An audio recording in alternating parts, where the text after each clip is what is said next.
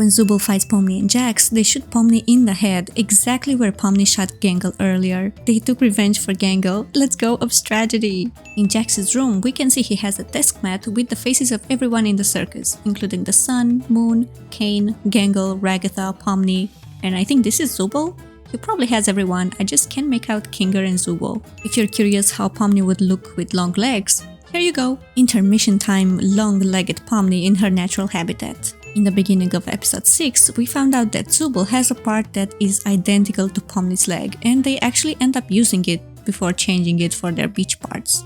And stay tuned because these were just the first 4 out of 57 interesting but ultimately useless background details that I'm 99% sure you didn't notice in the amazing digital circus. Let's continue with number 5. When Pomni looks at her door for the very first time, the reflections in her eyes are on a square background, not a circle like her actual door. All the artworks in the hallway repeat themselves, and the doors repeat themselves too. The characters start the conversation next to Raggy's door, then go back to this character and pass by Raggy's door again. The void is exactly 3 kilometers from Kane. In Kaufmo's room, we see the ladder and the marker he used to write on the walls, and also some scissors. Maybe he used them to carve this on his bed. Can't sleep, and what did the exit say to the clown? In this scene, there's something moving on Pomni's desk. It's probably just her shadow, even though it's very far away and has no business being there. When we enter the Candy Kingdom, the gates look like we're entering the Fudge Monster's mouth. Peggy lived for only 3 years, and we can see them with their mother and their sibling in this picture. Maybe, or that's not Peggy? I don't know. The writing on these pages just says bothersome over and over again, and here it just says it's in my mirror. When Kane glitches out, we can see the map through the background, looking the same as where Pomni and Gamigu fell in episode 2. In this scene, Zubul's door has Pomni's face on it, and it changes later to Zubul's face, but the door becomes blue, and ultimately the door changes positions and color to match how it actually should be. In this puddle, we can actually see Kinger's reflection. In the Spudsy's restaurant, there's this post-it with POS information, and Kane has the exact same one in his office. What a good boss. Other things from his office are many books about Cloinks, the iconic teapot, real-life reference books, and a picture of the exit door, among other things. The shift starts at 7 AM sharp, and they're there at 6:50. Also, Gangle has a pig on her flip phone. And the motto of the restaurant is serving with a smile. All these sheets of paper contain exact instructions on how to use the equipment and how to cook the food. And here's some more random text from all over Spudsy's if you want to read it. Here we have a buff Raggy with a tiny waist eating a burger. Here, you can see it even better here. Gangle actually turns off some of these appliances instead of turning them on. Gangle doesn't have the watch on her wrist until she needs it to check the accuracy of the clock. There's a car outside with numbers that resemble a Romanian license plate, except there isn't any county in Romania with the MR initials. I don't know what those could mean. And this is not the only car that has the number 57 on its plate. This one from the pilot does too, although it's very hard to see, but trust me, it's there.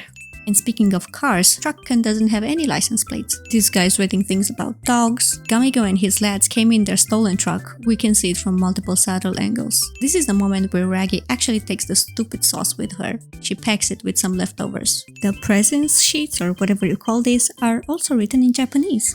It's a little hard to see, but it's there. There's a bunch of really weird photos here, including Jax in a vintage suit, an abstraction, some bees, and Ragatha if she was another type of doll, I guess. When Kane transports them to the next adventure from the savannah, Gangle's body gets left behind. Only her mask and a ribbon is taken through the portal. Angel food cake and corn directly above Kinger and Jax here.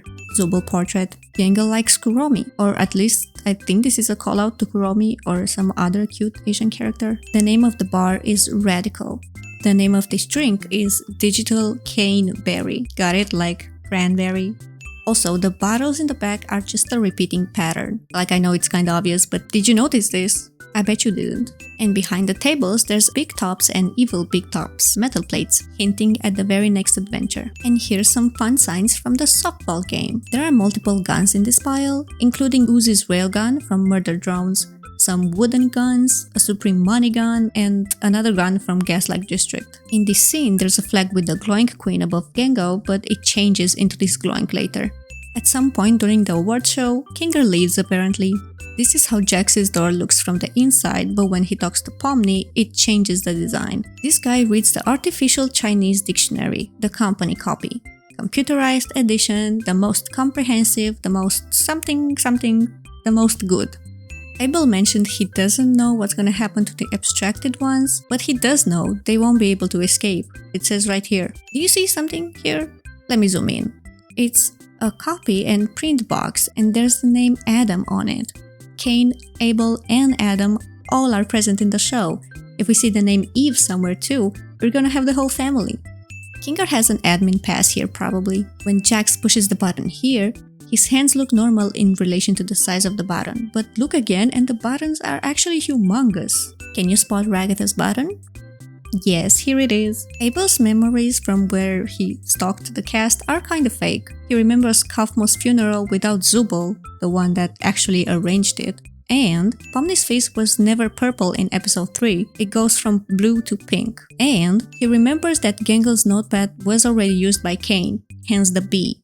But this actually happened later in the episode. At the time, Gengel was drawing something and we can see it here after Cain finishes with the therapy session. Also, she was wearing the happy mask and not the sad one like in Abel's memory. Also, we can see Gengel still working on the same drawing at the end of episode 4. In this scene, there are mountains behind Up's tragedy. Behind Gengel and Zubul, but they disappear in the next scene. And yeah, I know that the camera angle shifts, but the mountains should have been there regardless, okay? Like, they're huge. And speaking of the beach, in the pilot, the lake was not surrounded by any sand or palm trees. If you are wondering what's on Cain's eyes here, it's just a unmountable boot volume error. It says this. It's nothing interesting, it's just an error that usually occurs due to a corrupted file or a faulty hard drive or something like that. Thanks Google. Anyways, if you knew these things already, let me know and give me a like for trying. And if you didn't know these things already, still do let me know and give me a like for trying. Thanks for watching and I hope you have a nice rest of the day. Bye!